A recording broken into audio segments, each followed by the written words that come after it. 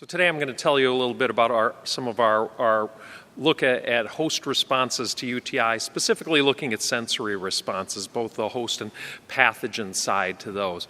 My disclosure is nothing to disclose except I guess I probably should have listed my grant as my sponsor. In any case, when this work began, we were starting to look at pain responses in a different model of pelvic pain in mice. And then we started to think about the symptomatic response to a UTI. And almost everything I'm going to show you today is using a murine model of UTI. And we started to contrast the two scenarios, the two clinical scenarios of an acute UTI, an acute UTI where the bladder is full of uropathogenic E. coli. There's a strong inflammatory response. There's a symptomatic response. We're contrasting that with asymptomatic bacteriuria, or ASB. All right, where again, the bladder is filled with E. coli. There's also an inflammatory response, but there's no symptomatic response. And we in our group, along with many others, had defined a lot of key steps in the pathogenesis of UTIs, and it's really unclear looking at this, which of these steps might be involved in the symptomatic response. So we performed pelvic allodynia testing using von Frey filaments by applying these to the pelvic region of the mouse, and essentially generating a dose-response curve and looking to see if there was any increase in this response.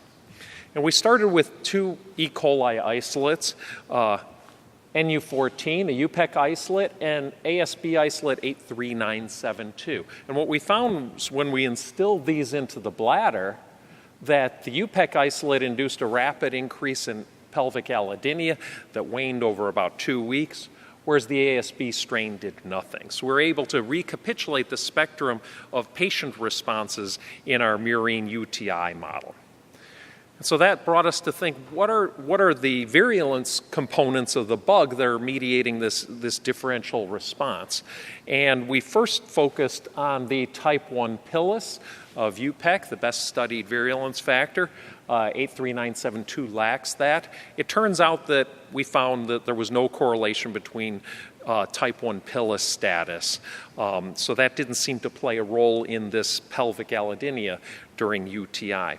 So then we turned to the next virulence factor that we thought we could work with readily, and that was LPS, or lipopolysaccharide. All right. And when we instilled purified LPS from these two strains into the mouse, although the kinetics are accelerated, we found that it essentially mirrored what we saw in the whole animal, and that our UPEC LPS induced a rapid allodynia, whereas the ASB LPS did nothing. All right. Now, it wasn't because of a difference in inflammation. We looked at a variety of markers, but here we're looking at myeloperoxidase, and there's really no difference in the inflammatory marker MPO induced by either LPS. But it was mediated by the LPS receptor TLR4, because TLR4 deficient mice had a much reduced pain response.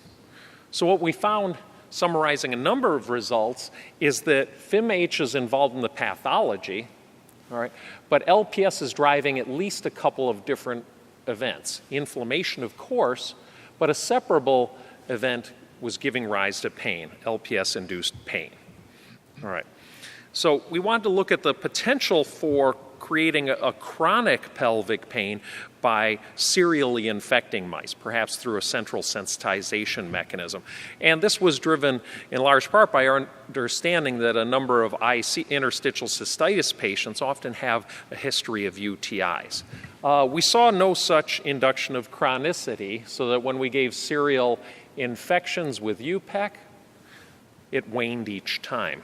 However, we're fortunate to have in our hands, and we included as a group, a mutant of LPS that we had isolated from a genetic screen, and we found that after a second infection, this mutant here gave rise to a pain that persisted, and it persisted after clearance of bacteria from the bladder. And this mutant was defective in O-antigen conjugation, so this is an O-antigen deficient mutant, suggesting that O-antigen might play a role in this development of this chronic pain, and we dubbed this post-UTI chronic pain. So to confirm this, we turned to another E. coli strain we got from a collaborator, a K12 strain entirely lacking O antigen, and a single installation of that induced chronic pain that persists weeks and months. All right, and again, it's cleared rapidly from the bladder. Now, in contrast, when we complement that O antigen defect, we see that it entirely abrogates this chronic pain response. So in two different genetic backgrounds, we find that O antigen modulates pain. And then what we showed, and I'll just summarize that down here, if we consider really a spectrum of bacterial pain phenotypes, our NU14 strain was originally acute strain. We found that when we deleted the O antigen entirely, we could drive it to a chronic pain phenotype, or when we complemented the defect with an O antigen from an ASB strain, we were able to entirely nullify its pain phenotype. Again, confirming that O antigen modulates the bacterial pain phenotype. So we've also started to do some work looking at the sensory response mediating this pain. And we started by looking at TRPV1. And we found in the left panel here that here's the development of post-UTI chronic pain. When we treated with the TRPV1 antagonist, capsaicin, at the time of infection, we were able to entirely block the development of the chronic pain, whereas when we administered capsaicin at the time of the experiment, 2 weeks later when chronic pain had developed, it had no effect, indicating that TRPV1 was involved in the development of this chronic allodynia. Well, we also did a measurement of vesicomotor reflex induced by distension of the bladder with saline, and relative to wild-type mice shown in green here, that's the normal response. Mice that had the chronic pain have an increased VMR response, but TRPV1 deficient mice had no such increase, again establishing TRPV1 in the establishment of this post-UTI chronic pain. What else might be involved? Well, looking downstream, collaborating with Richard Miller at Northwestern, who had developed some reporter mice, we found that mice that were asymptomatic because they were infected with an O antigen positive strain saw in their sacral DRGs an increase of CCR2. I don't show it here, but uninfected mice, you don't see any fluorescent signal. Mice that are in chronic pain, these DRGs are doubly labeled. The CCR2 is induced as well as MCP1, the ligand for CCR2. All right, and this is during established chronic pain. Is there a role for maintenance of pain for CCR2? Indeed, there seems to be, because when we treat with an antagonist of CCR2, we're able to block this pain or significantly reduce it. So what other factors are mediating this sensory pathway? Well, as we understand now, there are many subtypes of DRG neurons, and we've started to look at this again in collaboration with Richard Miller using DREAD mice. So if you're not familiar with these are designer receptors exclusively activated by designer drugs. So an example is this designer drug CNO, which when it binds to this designer receptor, activates GI and silences neurons. So in this experiment, what we've done is we've taken an NAV 1.8 Cree mouse. So this will express Cree and NAV 1.8 expressing neurons, and we've mated it with a mouse that will express that CNO receptor, that GI activating receptor, when it is a floxed allele that will be induced upon mating with Cree. So as a result of this mating, we have DREAD receptors expressed in NAV 1.8 positive neurons. What we've done is induced post-UTI chronic pain, and then we treat with our designer drug. And the results are shown here in the right panel. Here's the level of post-UTI chronic pain, and then treating with the designer drug blocks that pain to a great extent, suggesting that NAV 1.8 positive nociceptors are the subclass that's mediating this post-UTI chronic pain. So we've established a three-receptor cascade, if you will, mediating this post-UTI chronic pain. TLR4, TRPV1 is involved in the establishment but not in the maintenance, whereas CCR2 is involved in the maintenance. Okay, so back to this ASB LPS. Is it doing nothing? All right, so this is what I showed you before. We believe that it's actually doing something, however. And what we did was we took this asymptomatic LPS, 83972 LPS, and we showed that it attenuated the pain during an acute UTI. What's the effect of the entire bug?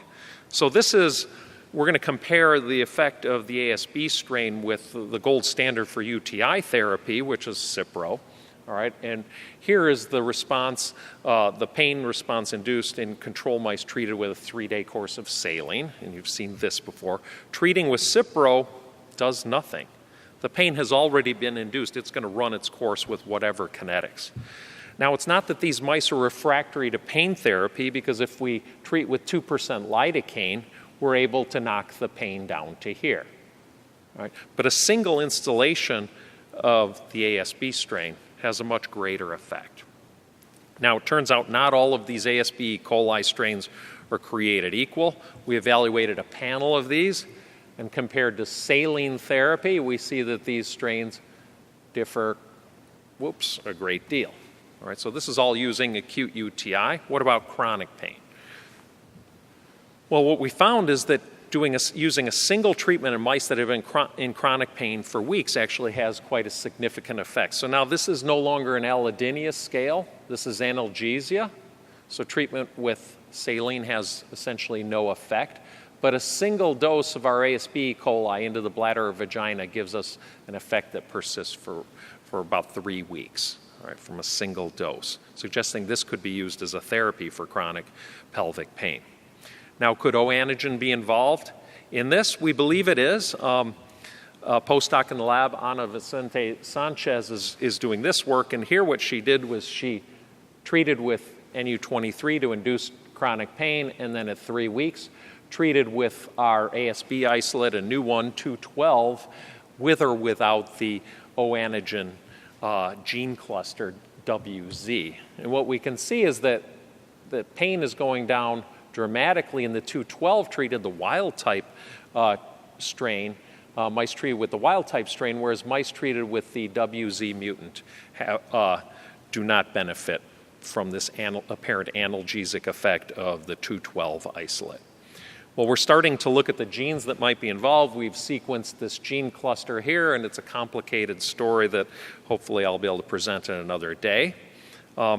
But I want to close with a clinical study that we're starting to do, a veterinary clinical study. And first I want to talk about how E. coli, these ASB strains, have been used for UTI.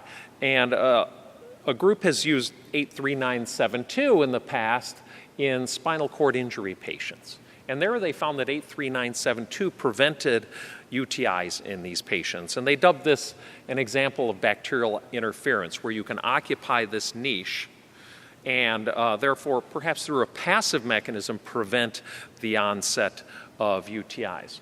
Well, we had found that 83972 actually promotes bacterial clearance. So in an acute UTI model, again with our NU14 UPEC strain, we found that treatment with 83972 led to sterilization of a majority of bladders. And that we were able to actually, with 83972 at the time, treat the pain associated with diverse UTI isolates, Proteus, Ephicalis, and Klebsiella. All right. So now, what about in canine UTI? Well, first, canine UTI is very similar to human UTI. The bugs are similar. The pathogenesis is similar. Clinically, it's very similar. And of course, there's the similarity of an increasing level of antimicrobial resistance. First, we did a phase 1-like test in healthy dogs, and they were all fine with this treatment. And I should say this is being done in collaboration with Dr. Jody Westrup at UC Davis. And then we looked at 9 dogs with recurrent UTI, and these were UTIs with diverse pathogens. And what she found was that she achieved three dogs achieved microbiologic cure at 19 days. 2 of them actually had sterile urine at 6 months. All right. 2 dogs had microbiologic cure earlier and then had subclinical reinfections at 14 days, perhaps benefiting from the analgesic activity of our therapeutic E. coli. And then 1 withdrew. So we really have 5 out of 8 dogs responding well from a single dose. And these are dogs that have a history of recurrent UTIs, again, with diverse pathogens. So let me just summarize then. So I talked about how pain responses are determined a priori by LPS structure, and that O antigen is a defining feature of this. And that this pain response, I didn't really elaborate on it too much, but is independent of inflammation. Showed that ASB E. coli can perhaps be used as therapies owing to their analgesic activity, but also perhaps be used to treat the infection directly by their anti-infective properties as well. Let me briefly thank those who are involved. Ana Vicente Sanchez is currently doing the O antigen work for the analgesic activity. Ryan Yagi is my lab manager. He basically does everything. John Rosen did the TRPV1 and CCR2 work, and Charles Ruddock got us started in the pain of UTIs. Thank you very much, and I'll take any questions at the end.